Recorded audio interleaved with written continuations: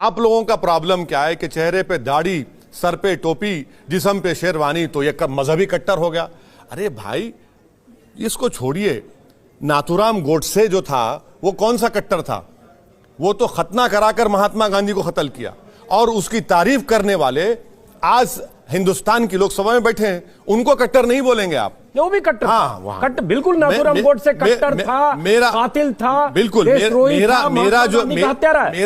मेरा जो कट्टरपन है ना, वो संविधान के लिए है, कॉन्स्टिट्यूशन के लिए है, और मुझे फख्र है उस बात की। मेरी जिंदगी का मकसद क्या है बता रहा हूं आपको, कि हमने संविधान में कहा कि लिबर्टी, इक्वालिटी, फ्रेटर्निटी, जस्टिस।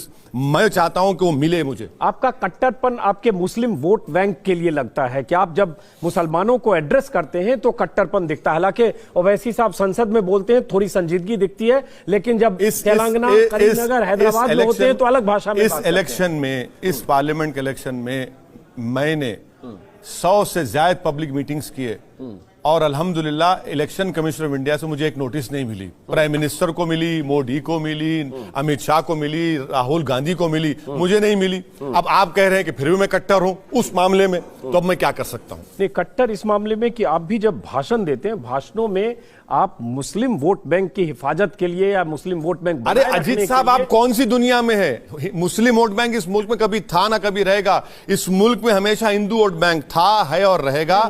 इसीलिए नहीं है। नहीं, अरे ये तो हैदराबाद अरे नहीं है, अरे छोड़ नहीं है, रामपुर से आजम खान जीते हैं, क्योंकि छोड़िए ये मुस्लिम वोट बैंक नहीं है। मुलायम सिंह यादव हिंदू वोट बैंक था और रहेगा। इसीलिए CSDS का डेटा है कि 14 में मोदी को 37% हिंदू वोट मिला था, अब 44% हो गया।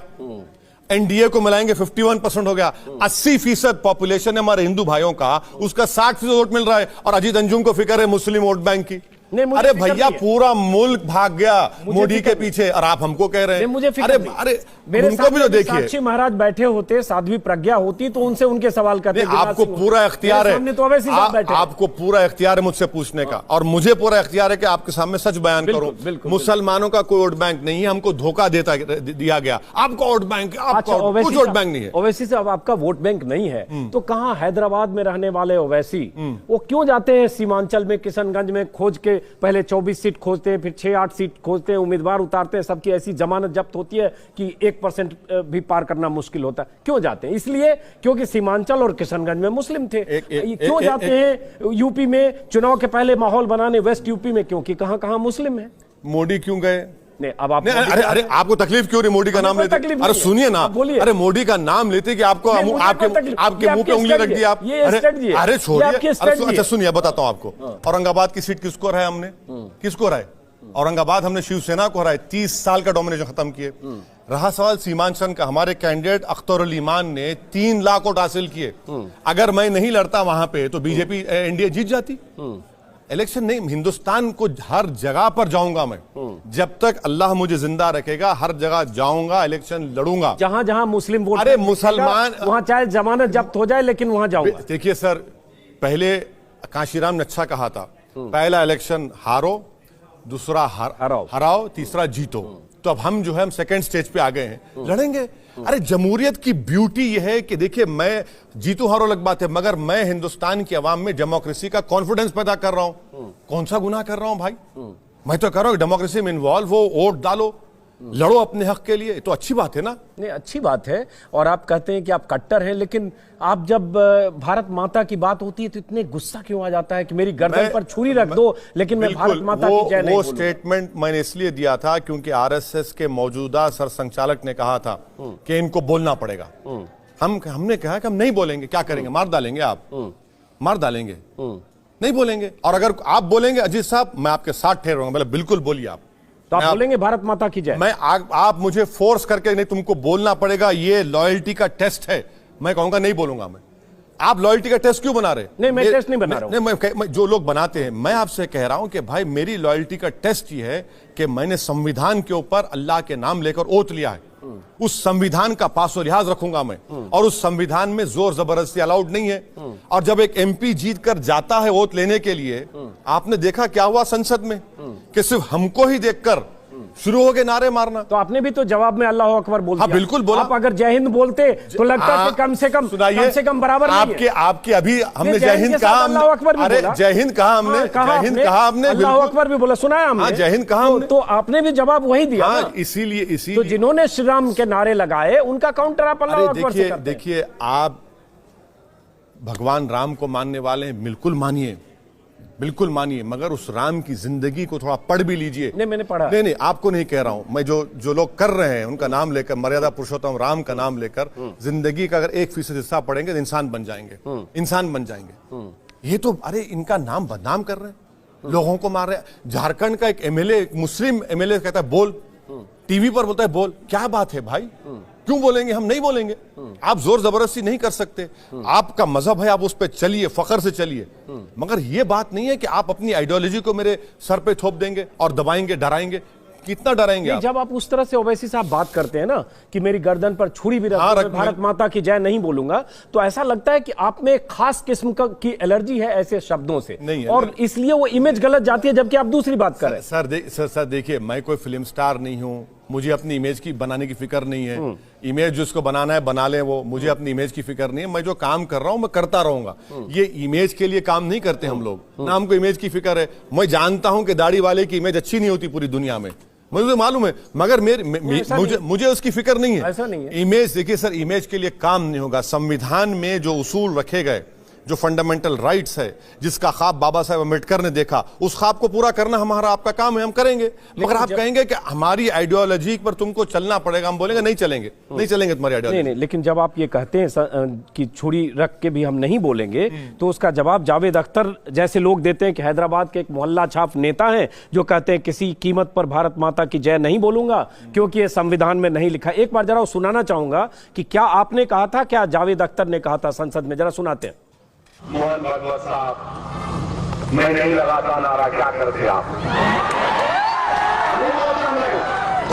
मेरे गले में छुरी भी रख देंगे तो नहीं बोलूंगा मैं, क्योंकि हिंदुस्तान के कॉन्स्टिट्यूशन में कहीं पर भी लिखा नहीं है भारत माता की जय बोलना।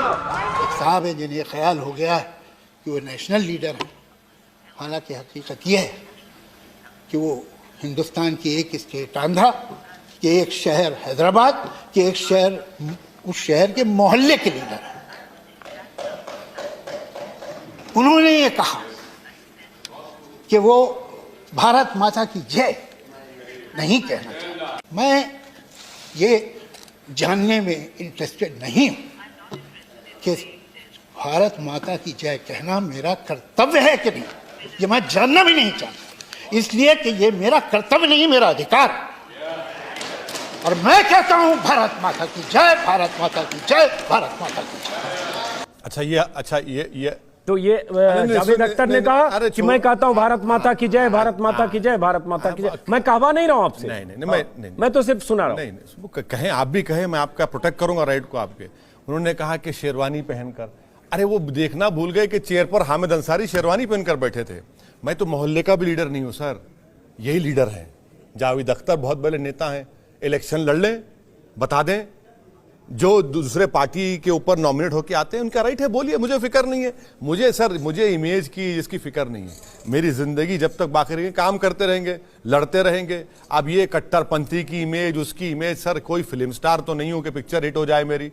मैं एक पॉलिटिशियन हूं। सियासत में हिट हो जाए सब, थोड़ा कट्टरपन से हिट सीमांचल में हिट हो जाए, किशनगंज में, अंजुम साहब, सीमांचल की जो लड़ाई हमारी है, हिंदुस्तान का सबसे बैकवर्ड एरिया है। जिंदगी में मैंने ऐसी एब्जेक्ट पॉवर्टी नहीं देखी सीमांचल में। झूठ बोलते हैं बिहार की सरकार, बच्चों को मैंने देखा सीमांचल में कपड़े नहीं होते उनके पास, इतनी गरीबी वहां पर। अब मुस्लिम वोट बैंक भी काफी है, मुस्लिम, अरे आप गरीबी दूर करने के लिए आंध्र प्रदेश में आपको बहुत मिलेगा, लेकिन आप किशनगंज, सीमांचल इसलिए नहीं जा रहे। ओवैसी साहब सुनिए, एक मिनट, आप काउंटर जरूर करिए, मेरी एक बात सुनिए। सीमांचल के लिए मैंने आर्टिकल 371D कहकर एक प्राइवेट बस बिल डाला। आप फंसा देंगे, इतना आर्टिकल का नाम लेंगे। मैं बैरिस्टर, अरे नहीं, हमने डाला प्राइवेट बस बिल। क्यों डाला? वोट बैंक के लिए डाला, पूरे सीमांचल के लिए डाला। हमारी लड़ाई सीमांचल के इंसाफ कैसे मुसलमानों की है।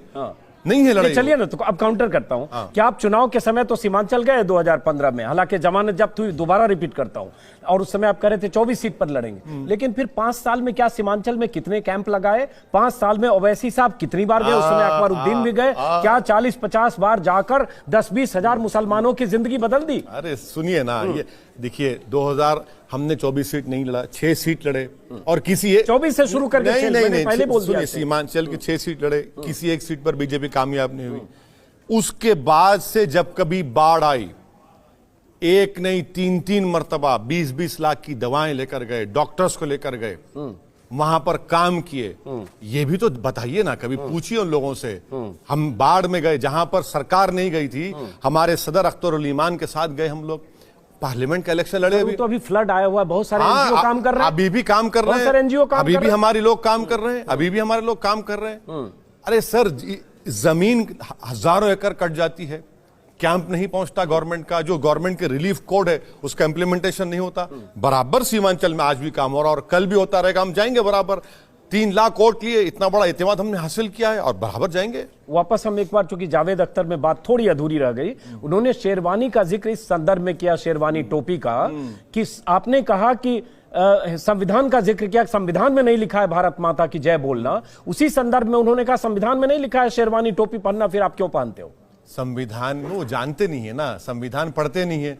संविधान में फ्रीडम, फंडामेंटल राइट है, चाहे वो कपड़ा पहने। जब हमने होमोसेक्सुअलिटी को डिक्रिमिनलाइज कर दिया, अडल्ट्री को डिक्रिमिनलाइज कर दिया, क्यों किया? चॉइस। आज सुप्रीम कोर्ट ने कह दिया कि choice is a fundamental right. अब इसे तो पढ़े तो मालूम होगा ना, नहीं पढ़ते, बोले जाते हैं। बोलिए, कोई बात नहीं। बोले इसलिए जाते हैं कि जब आप ऐसी बात करते हैं तो लगता है कि आप भी एक ऐसे नफरत फैलाने वाले शब्द उधर भी होंगे, इधर भी होंगे। कोई बात नहीं सर, बके जा रहा हूं जुनू में, क्या क्या खुदा ही जाने, बोलते रहिए। हमको शबाना आजमी ने कह दिया कि भारत माता की जय से प्रॉब्लम है तो भारत अम्मी की जय बोलिए। वो अब बोले ना, माता का तर्जुमा अम्मी है। भाई वो बोले ना, अब बोले ना, क्यों रोक रहे हैं उनको? बोलिए। हम रोक रहे हैं क्या आपको? मैं आपसे क्या कह रहा हूं कि आप मुझे लॉयल्टी का टेस्ट बनाकर, मुझे आप दबाव डालकर, डराकर आप नहीं कर सकते। अच्छा, बिना दबाव के कभी आपने जीवन में भारत माता की जय बोला है?